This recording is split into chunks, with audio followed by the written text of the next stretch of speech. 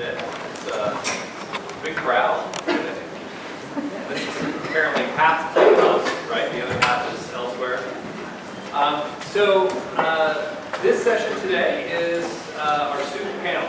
So we have 4 College of Marin students up here who are very excited to sit on the panel and to answer the questions that I'm going to pose to them.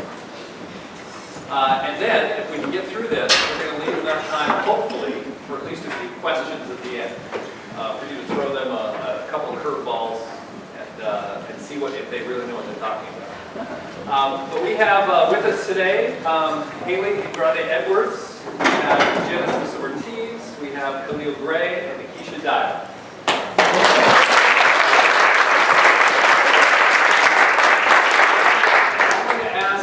Each of them to just say a couple words about where they're from, what they're studying, they hope to transfer, so you get a sense of who they are, maybe how long they've been studying here. And then after that, I will pose the first question, we'll be off on it. So would someone like to start? Keisha, do you want to start? About myself. Hi, good morning everyone. Thank you all for coming. My name is Nikisha Dyer. I have been here at College of Marin too long to disclose. I am a business administration student, so I know a lot of you here. And I'm grateful for the opportunity to be here this morning. I am a Northern California resident, and that's pretty much all you need to know. Hi, I'm Khalil Gray, Marin County resident, native, and I've been here quite some time as well. I'm sure a lot of the faculty know that. I'm studying art and trying to transfer to Berkeley. Got to apply before November. Hi, my name is Genesis. My major is Administration of Justice. This is my 2nd year, and I'm planning on transferring either to Berkeley or Sacramento. Good morning, my name is Haley, and this is my 2nd year here at College of Marin. I'm majoring in zoology and herpetology, which is the study of amphibians and reptiles. I'm a STEM major, so I love my major, and I really hope to plan to transfer to Humboldt. So that's me. Great. Why don't you hang on to that? Okay. And we'll have you start with the first question. And this question is, what do you want faculty and staff at the College of Marin to know about your life as a student of color on campus? Well, as a student of color, it can be really challenging, especially with my major. Not only am I a woman in STEM, but I'm a black woman in STEM, and a lot of my science and math classes don't have people like me, and it can feel very isolating because I'm going to a major that's really complicated, and like not seeing faces that look the same or people with the same similarities is really, really challenging, and it can be frustrating. Like it can make you want to drop out or just feel really isolated because you don't know or have anyone who's just like you. For me, it's a little bit different with Administration of Justice because that's a major, not so much now, it's a little more diverse, but I always get thrown that's a man's job. So that makes me feel a little bit isolated as well. And here at COM, I also speak English and Spanish, so retaining all the information that is given to me at once in the class takes me a little bit longer. So maybe just having a little bit more diversity would help me get more of the information that I need in my classes.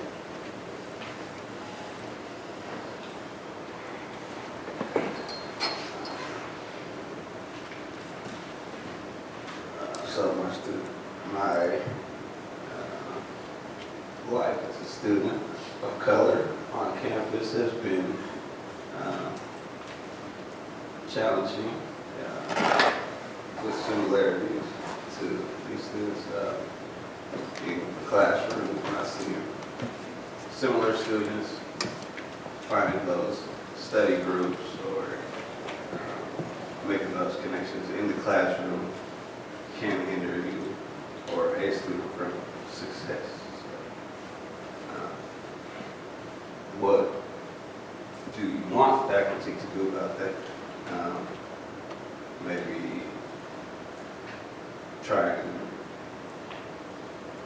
support the groups and organizations that are for students of color and that will support the students that are involved in these learning communities. What I would like for all of you to know is that I belong here. And it's important, all of us belong here. Like you, this wasn't a draft. We all made a choice to be here. I have a place here, and that has to be acknowledged. As a student of color, I don't represent every other black woman in the United States of America, and wrong, I don't.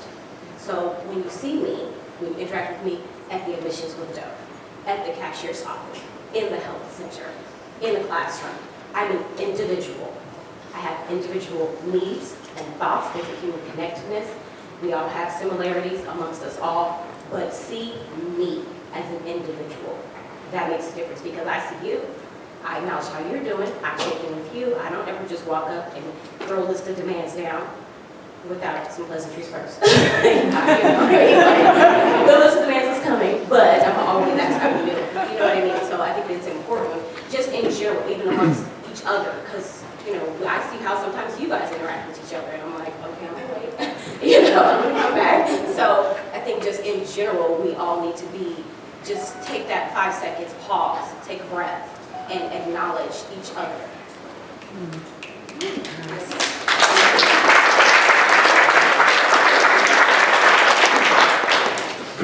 Okay, so now can you give an example of something someone on campus has done to help you during your journey here at College of Marin? Yeah, so much. So like I said, I've been here a long time, but just on a daily, for me, I'm a pretty sensitive person, so it's those little things. Last semester, I actually got into a car accident where I totaled my car, and I was like so discouraged. I was like, I'm a damn curse. And so this is a sign I'm not supposed to do this. I just need to quit. And I had to send out a communication and let people know that, a little bit of what was going on because I had some responsibilities that I wasn't going to be able to fulfill. So the outpouring of support and encouragement was so tremendous. I mean, people willing to come and pick me and my daughter up and make sure that we got back to a safe place and stuff, right? But it really meant a lot to me. And people just, even after following up, making sure that if we needed food or if we needed transportation, it was tremendous because it was so sincere and so authentic and so above and beyond what they needed to do. And it really meant a lot to me. So little things like that. And for me, the reason why I'm able to carry on and press forward is because of my daughter, because I want to provide a better life for her, and I can't be a hypocrite as much as I want to be, and the old do as I say, not as I do, because what you say doesn't matter, it's what you show them, and so I have to remind myself to exemplify for her, so I can't tell her, never give up, and you can have what you want if I'm not living that. I have to be that for her. So when people, on campus, they're like, oh, how's Dominique doing? It means a lot to me because it reminds me, okay, I'm gonna be all right. Things didn't work out how you planned, but I'm gonna be okay. So people checking in, about my kid and how I'm doing, call me by name, even if they butcher it, it means a lot. So I appreciate you.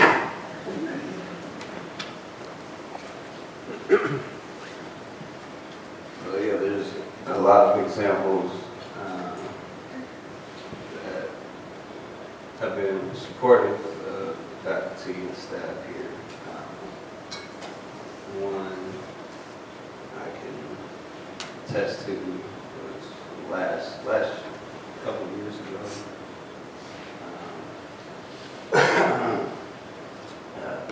Relative of mine got in a bad accident, and I got support in the classroom for that. The teacher was her faculty member was very supportive in that scenario. And even to this day, when I see that faculty member on campus, they remember what happened and ask me how they're doing. So that shows how much of a community there is on campus as well. As well for me, there's been a lot of moments where faculty members have helped me and have guided me through my year in college or here at Com. But one of the most important ones for me is last year or last semester, in April, my grandmother passed away. So that was very hard for me, and in that whole week, I couldn't do anything because I was taking care of my mom. So I had an essay due, which I couldn't finish. I did finish, but at that time it wasn't finished yet and it was due. So I explained to my teacher what was going on, and she gave me an extension, and she let me know that I could turn it in whenever I could, which was very important for me because my grades are very important to me. And then I also told one of my other teachers in another class what was going on because she could tell that I was affected by what had been going on. And up to this day, they will ask me, how's your mom? How are you? How are you feeling? Do you need anything? So things like that help me push forward and feel like I belong here. So yeah, thank you.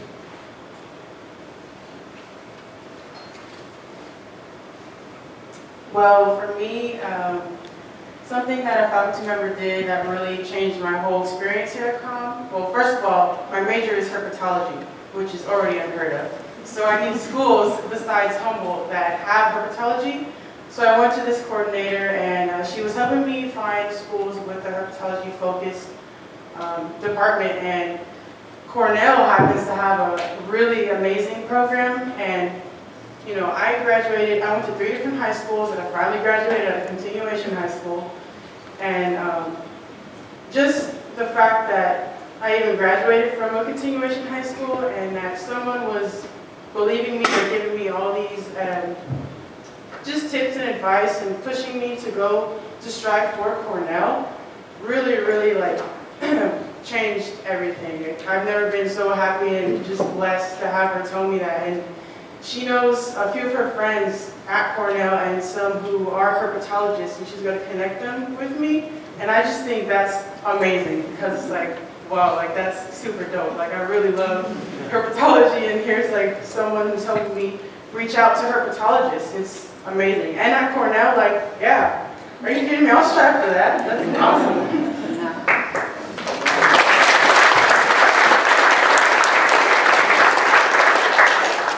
Thank you. So now you've let folks know what it is about your experience that you think is important for them to understand, and you give an example of a time when people have been supportive of you and your career. Can you talk a little bit about a few things that COM could do to improve your experience and the experience for other students of color on campus? Well, one thing I feel like College of Marin should do, I think we need more initiative by the college instead of our clubs just like hosting cultural events or like things that happen in the media that really affect groups of color. Because of course we have like Umoja and Fuente, they host events when things happen, but we don't really see that from the college. And it's like, well, sure, our clubs are doing it, but what about the school? Like, do you really care about us, or are we just left hanging out there? And another thing that I feel like College of Marin should do is that we need way more targeted outreach, especially me coming from a continuation school. I went to Madrone High School. I didn't see anyone come from College of Marin like giving presentations. We did have a class on at our school with one of the faculty members, which was great, but that was something brand new when I was there. I feel like if the college just reached out to more continuation schools or any other type of schools, that would be great, because a lot of us who are at or graduated from continuation schools, we feel like, you know, like we're empty or we're bad students. But if we're bad students, I want to be here pursuing a doctorate degree. So we just need to break that stereotype of continuation schools.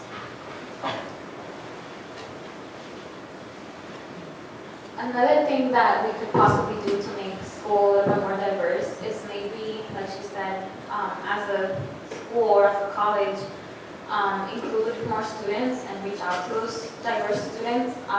We could maybe do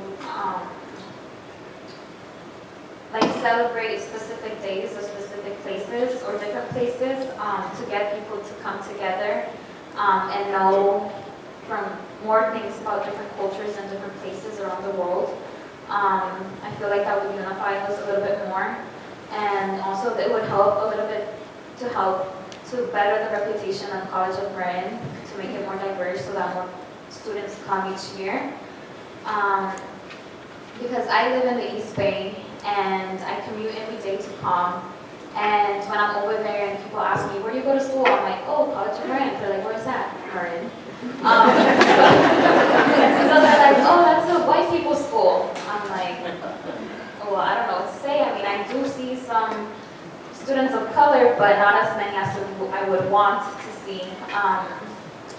So yeah, just to change that reputation that COM has, I feel like more students would be more encouraged to come to the school and pursue a better degree or better education.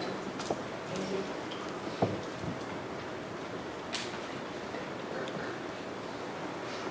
So two things, staff and faculty up. We could try and hire staff and faculty of color. It's a full-time position and will help students being able to identify, seeing themselves in a powerful position. Will help students in attaining their goals as well as, the second part is upon enrollment, make sure that students are aware of learning communities right at the door. As soon as the student signs up or pays, they should be given paperwork or forms letting them know there's learning communities to support them.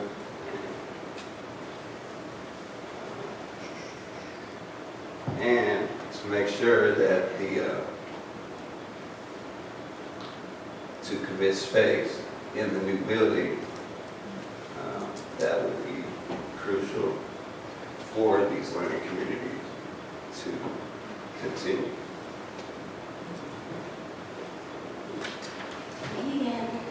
So one of the things I think that we can do, it really goes back to us taking care of what we have in front of us right now.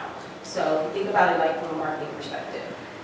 Successful companies, they don't have to spend a lot of money on marketing because their clients will do that for them. People will want to come. So I suck it up. I have made long commutes. I pay a certain amount of money for rent. I do all those things because I have a lot of time already invested here at College of Marin, and there are many of you who I absolutely adore, and I feel comfortable here, even though I'm a little bit shy. But not everyone is as tolerant as I am, and so what I wouldn't do is if somebody asked me, you go to College of Marin, I wouldn't necessarily encourage another individual of color to spend their time and resources to make the trip out here in the current climate, because it isn't always as welcoming. I have personal relationships with many of you, so the way you interact with me is often different than you would treat a new student coming to campus, and I witnessed that.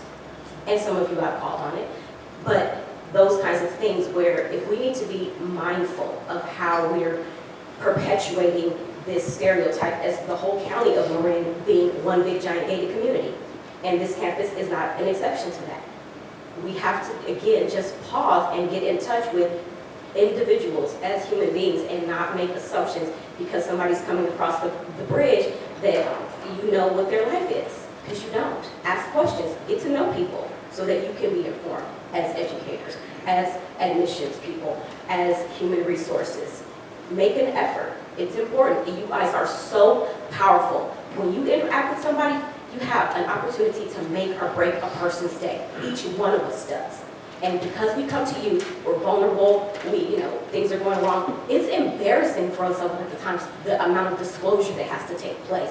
So to have that kind of exacerbated by somebody looking down on you just because you walked up to them is painful. And it needs to be checked. And there needs to be some self-reflection.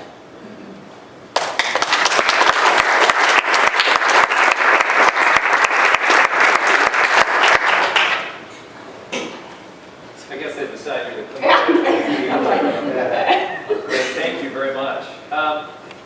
Maybe each of you could talk a little bit about a proud moment you've had here at your college. My proudest moment here at College of Marin is just knowing that I'm a woman of color, majoring in STEM. I come here every day. It's not been easy. I have cried in front of counselors, in front of my professors, but I'm here and I'm doing it and I'm not giving up on myself because I'm here to make a difference in this world.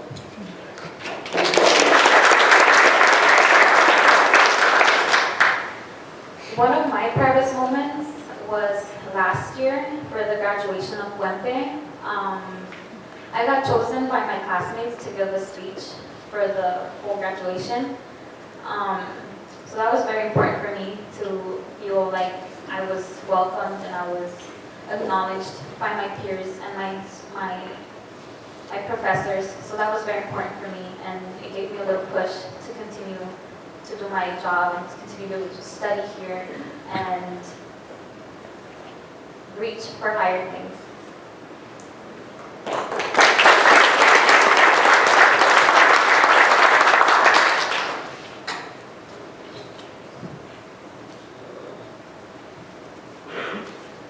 I feel like so far, the goal for all of us sitting here is to graduate, so that's going to be the proudest moment. But so far, I can narrow it down to one moment. I was selected to be part of a photo shoot for the College of Marin before the stock photos were taken over.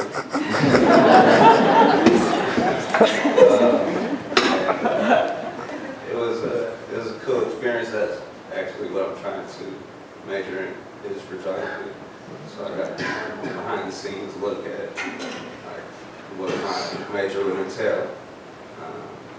Didn't happen to be selected, but that's all good. But it was a good experience nonetheless.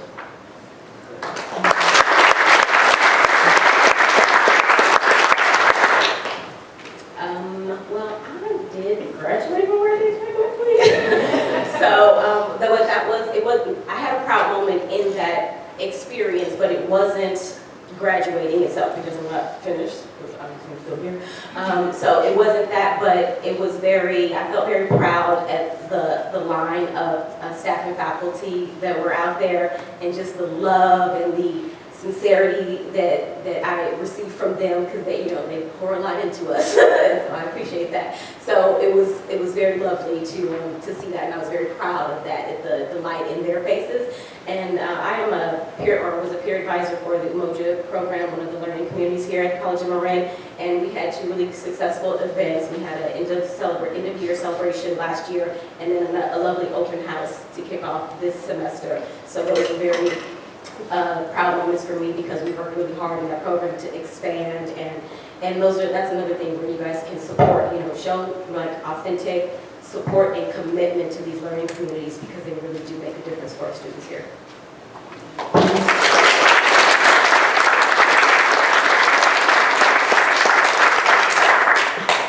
Okay.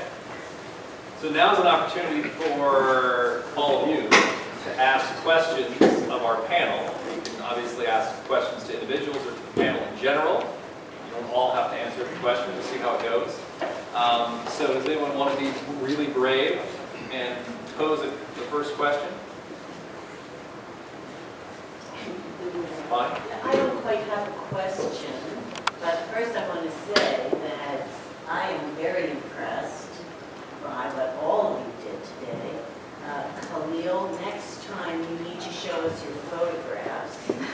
So that's, I think, the way you communicate with people is visually, and I would love to see more of them.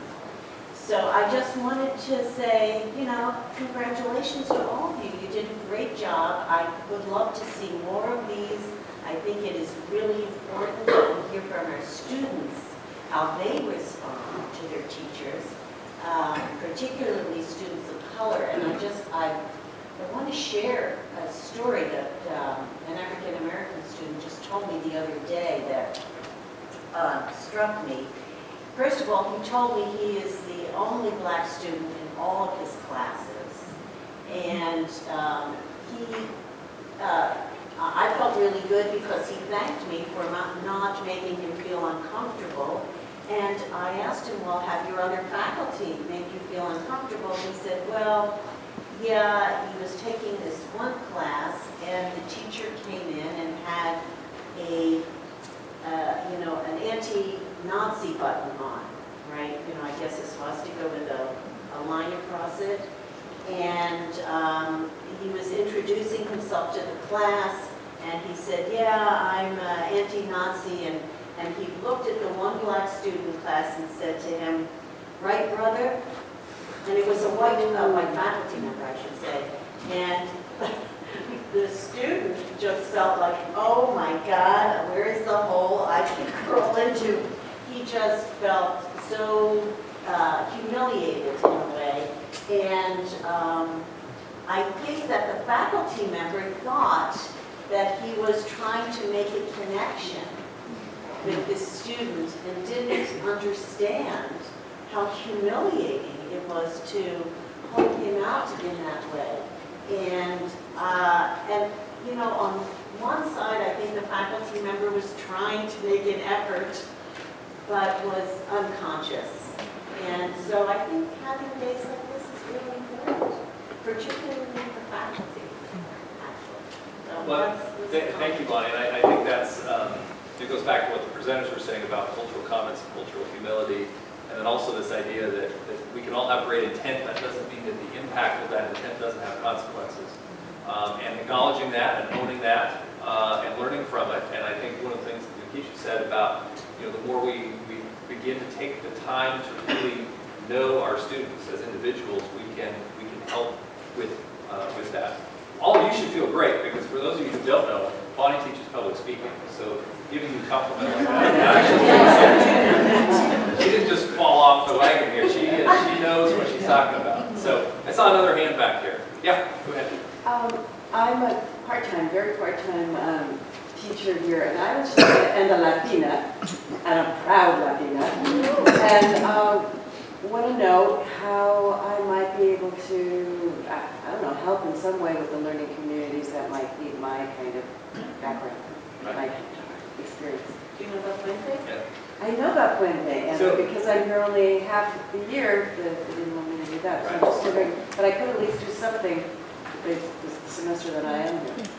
Well, absolutely. And in fact, I know that Luce and Kara have been talking about actually how do we get a second Puente cohort, which will require additional support and interaction. So there will be plenty of opportunity. In fact, afterwards, let's get you connected with one of us who can have a conversation about how to get more involved in that. Absolutely. In addition to that, the Emoji Community Program is not just for African American students. We have students of a diverse population, so please also speak with Walter Turner, who is our coordinator. Thanks.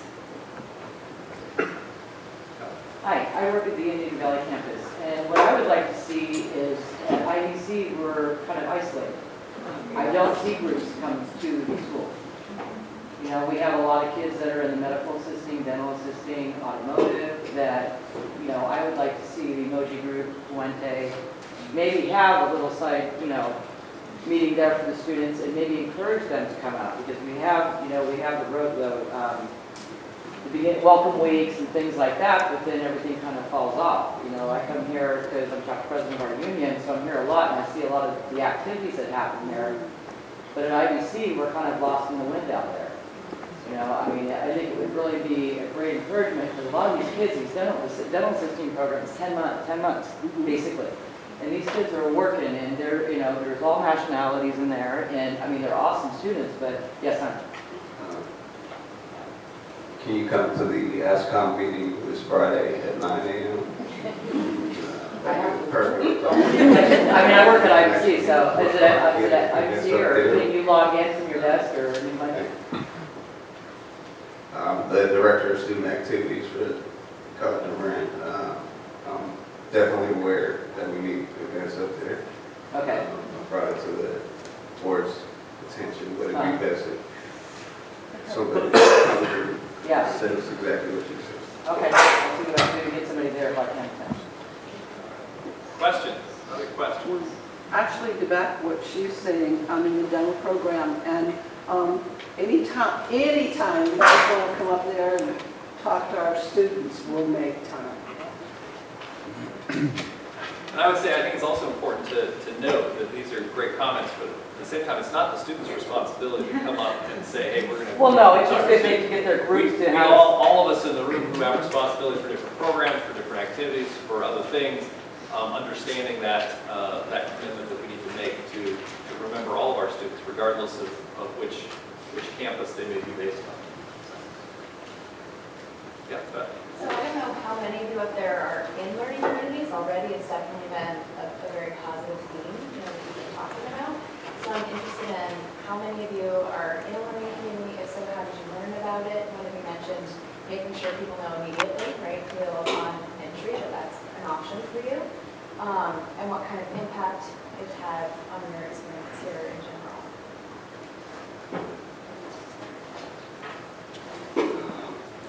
So basically how I got linked into learning communities, by like word of mouth through different students. It took different students to bring it to my attention, not upon entry.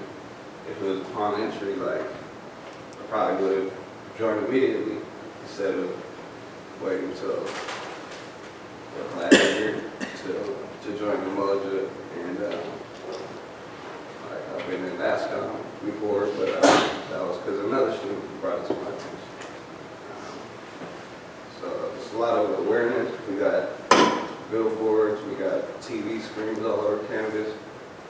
ASCOM actually paid for those TV screens that you see all over campus to be displaying, like, learning community, join this, there's an event here, this is what's happening. That's what these billboards are meant for, but we're not quite seeing that at the moment. But they have been very helpful as far as getting the right resources, as far as tutoring, just having a community to study with or be a part of is versus just floating around is not helpful in your path to where you're trying to transfer, or you're just trying to get your certificate. Still floating around, not part of something is not helpful. So the earlier, the better. That's why I said upon entry, push all these communities that we have, but support them so that you're not just pushing nothing. Like McKee said, she's not going to advocate for the school list. Not really comfortable for her at the moment. So why would she tell somebody to be there? So. My learning community is Puente, and thankfully I learned from it right off the bat, right when I got out of high school. When I did the registration, somebody told me about Puente, and I was like, what is that? And they're like, oh, that's for Latino communities. So I joined Summer Bridge, and I've continued to be with that same family, like little sheep, we go from one semester to another semester. And to this day, I still have classes with a lot of my same Puente family members. So that one has been really very helpful for me because we even have our own tutors that are part from Puente.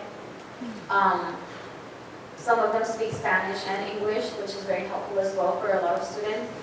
So that learning community has been very helpful for me because it has stabilized me and it has been there all along through my 3 semesters here. So I'm very grateful for Puente. I'm not officially a part of Umoja, but I go every Tuesday for the breakfast and I meet with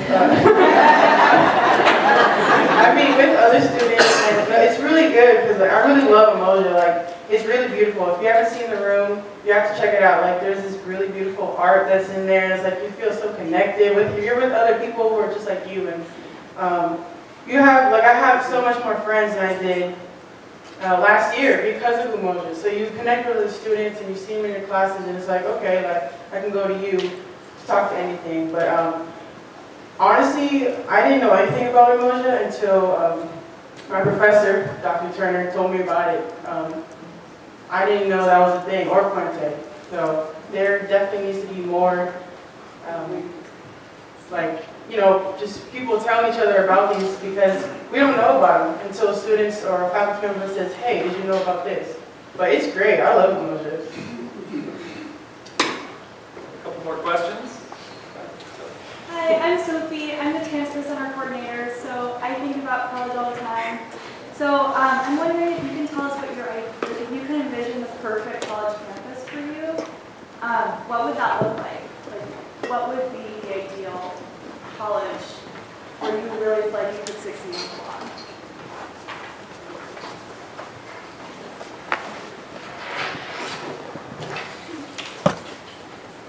For me, the perfect campus would just be, for me, I want to see more colored people in STEM. I want to see more of my biology classes, more of my math classes. That would make me feel much happier and much better because I know that there's other people like me who are going through the same struggles and not feel so isolated because once again, STEM is really, really challenging, especially when you get super specialized. You don't see people like me at all. So just to see more people of color in those classes would be awesome. I feel more connected and I feel just better as a person, honestly. I would like to see that as well, in all majors, and throughout the whole campus.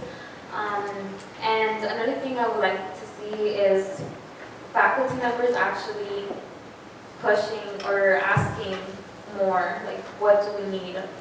Maybe not on a daily basis, but maybe like in a regular basis. Because we have a lot of good programs, but not a lot of us know about them, so they're not really heard of, and they're not properly used or used enough.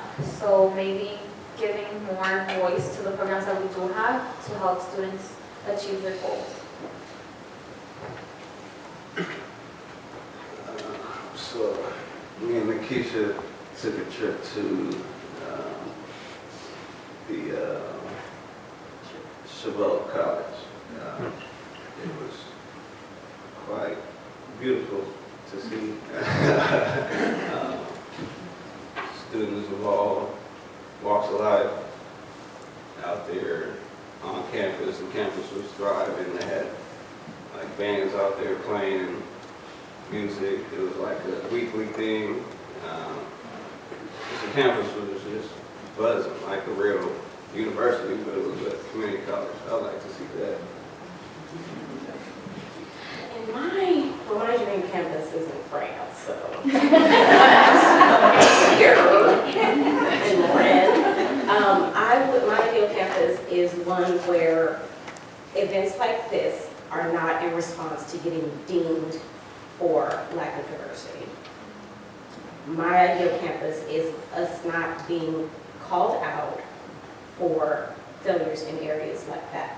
When we live in the beautiful Bay Area, it's a treasure trove of cultural diversity. It's insane to me. So my ideal campus, there is sincere and authentic alignment with that pretty little mission statement that's out there, that is lived. That's what my ideal campus is.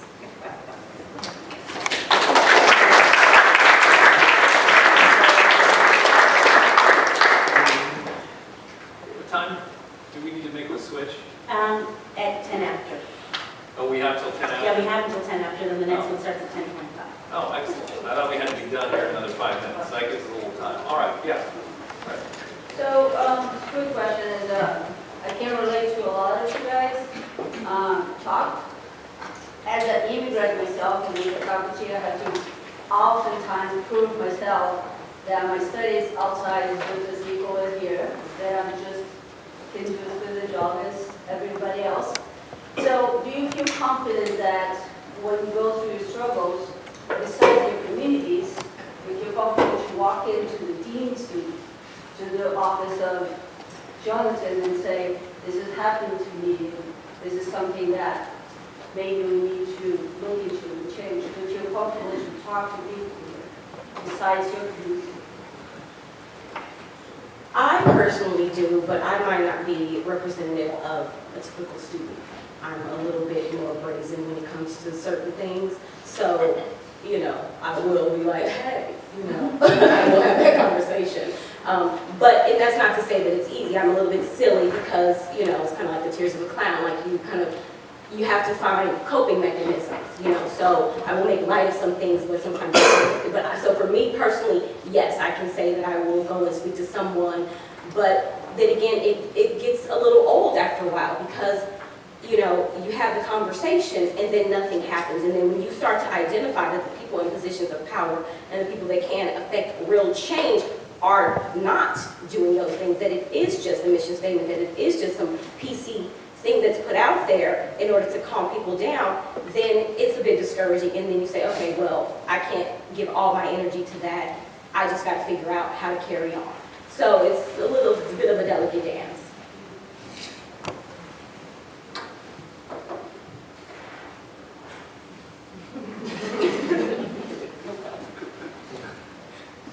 I will say now I do feel confident, but when I first came here, no, not at all.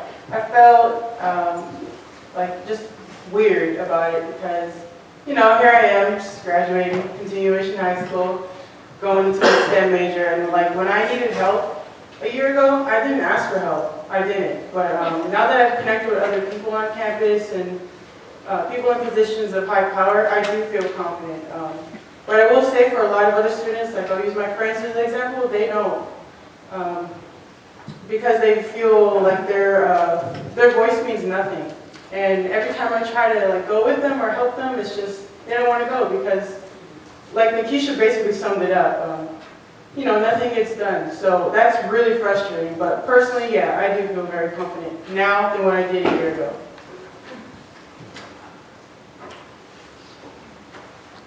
Other questions? Keep seeing different hands. Yeah. You kind of, I think you got skipped when you were talking about their experience with learning groups. Did it look like you had something to say over Dr. Johnson? Well, just that in the, I was just going to say that it's like kind of the example that you used about the professor. So that very often happens in the class when you're a singular, you know, student of color in the class. Like, don't let anything come up about race, religion, something happened in an urban area. The literal entire class is not. And you're like, whoa, what just happened here? So, you know, things like that. And so when you're in an environment where you're always other, it's nice to, you know, it can be very discouraging and, you know, you don't feel like fighting every day. It's like, I'm here to learn. Like, this isn't my course. I'm not here to teach you anything. I'm here to, you know, participate and, you know, and add value in the areas that I can. But I'm here to be a sponge. Like, teach me something. I'm not here to, you know, take over. I just want to do my thing like everybody else. And so when you have those frustrations, and then it takes away, it's distracting. It takes away from what you're there to accomplish. So when you have a learning community, again, you have people that look like you. You have people that you know, again, we're individuals. We're not all the same. You know, you could line up a room full of black women, and everybody's got a different story. Everybody's got a different level of motivation, different goals, and everything. So, but seeing people who, especially when you don't have them at a faculty and staff level that you can identify with, it's really important to have them, at least to know that there are other learners, that there are other people who can identify with you in some areas as you go forward. You just kind of like taking a deep breath. It's just like you kind of hold your breath all day, and so when you get in your learning community space, you can breathe. That's what it's doing.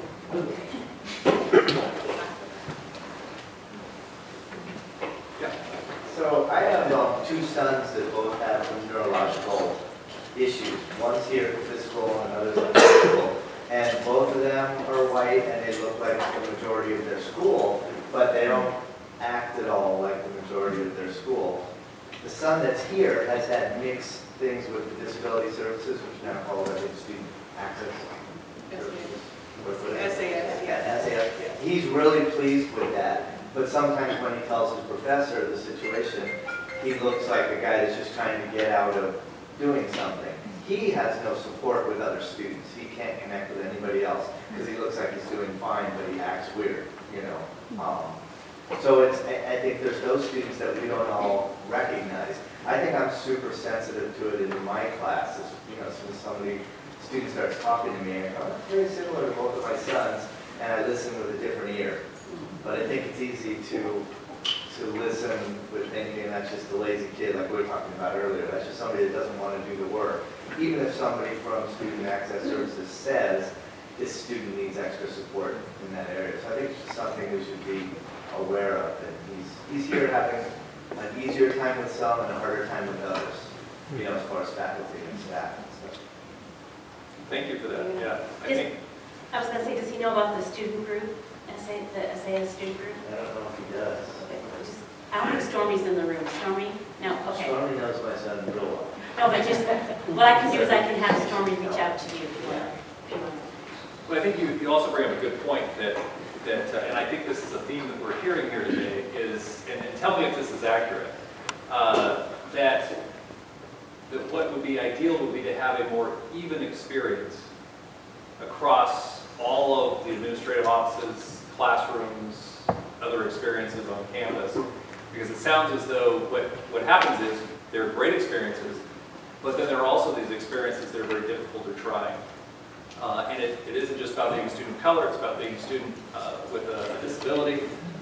Any of us could find, we could list off all kinds of different things, which also always makes me think back to, you know, what is our assumption about the behavior we're seeing or about the person we're seeing? And how is it that we go about sort of that appreciative inquiry piece of how do we start with an assumption of the best? Right? Rather than an assumption that there's a problem or there's something wrong or that this is difficult or whatever it might be. And I think that's difficult, but I think that sounds like what you're getting at. And so I think that's something we all can work on because as our panel here has indicated, each of us, and I use this example a lot, but the great author Sherman Alexie talks about his experience growing up, and he said there are 2 times where he had, in education, where he had pivot points. And one was when he, on the reservation, the Spokane Indian Reservation, he was handed a textbook in the 3rd grade, and it was falling apart, and he looked inside the front cover, and it had been used so long, his mom's name was in it when she was a student there. He said he got so angry, he threw it and it hit the teacher, and he got expelled. He said it was a pivot point, because then he had to go off to another school. But at that school, he was determined he was going to go someplace. Then he got to college. And he did not, he was the only Native American, he tells the story, and the only Native American around. And he was in an English class saying, with all these students who had privilege and who acted like they belonged there. And he said, this is it, I'm done. And on the day he thought he was going to give up, his English teacher handed him a book of Native American poetry. And he said he didn't even know there was such a thing. And at that point in time, then that led to what resulted in him becoming this phenomenal author and an amazing career. And he said it's a pivot point, that in 2 points in time, people handed him a book, and it had very different feelings attached, but both of them were incredibly important. And I always think in education, it's such a privilege, but it's also a huge responsibility for each of us. And every day with every interaction, we can be that pivot point. And it's always nice to think that we're going to do something nice and helpful, but there are all those interactions where it could be having the opposite effect if we aren't very thoughtful, if we aren't really thinking about hearing some of the things we're being told today. And to be honest about it, it doesn't mean we're failures if we have good intent but a bad impact. It just means that we have a responsibility to learn from that and to constantly try to do better. Any final questions that we have of our panel? Any others? Any? Okay, I do have one. Yeah. I'm an ESL teacher, so I have a lot of students who are, and I'm not credit, so I have the more beginning students, but I often wonder how well we're preparing any of them to go on to do some higher learning. Some of them come from various countries with education. They might be architects or something, one of my students the other day said he wants to be an engineer. He's working in construction. He wants to be an engineer. How are the students feeling about this big chunk of College of Marin? That is, I mean, we have a lot of students. I don't know if a lot of people know how many students the ESL department has that would like to expand into the College of Marin. I'm wondering both about the students here that are in front of us and faculty feel about embracing those folks in a few years. I definitely agree with you. A few of my friends are ESL students, and they also don't feel like they're connected to College of Marin because they have that language barrier. And it would be nice to see them interact with everyone more instead of just taking a class and then leaving and like feeling like, okay, I'm going to take this, but I want to join this or that, but I can't because like the language thing. But I agree with you. We need to include them way more. And I had a friend here last semester. She was something with health. She already had her bachelor's from Brazil, but she comes here. Her English wasn't that good, and then she had to redo everything. But we need to include those students more as well. That would be great. I don't know how to do that, but yeah, I agree with you.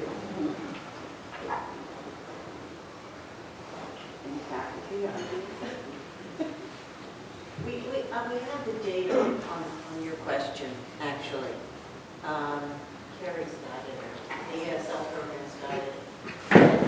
To some extent, we're fairly successful. I think the students who start at the bottom level of ESL in the non-credit program spend years, work their way up and graduate and go on to four-year degrees and graduate degrees.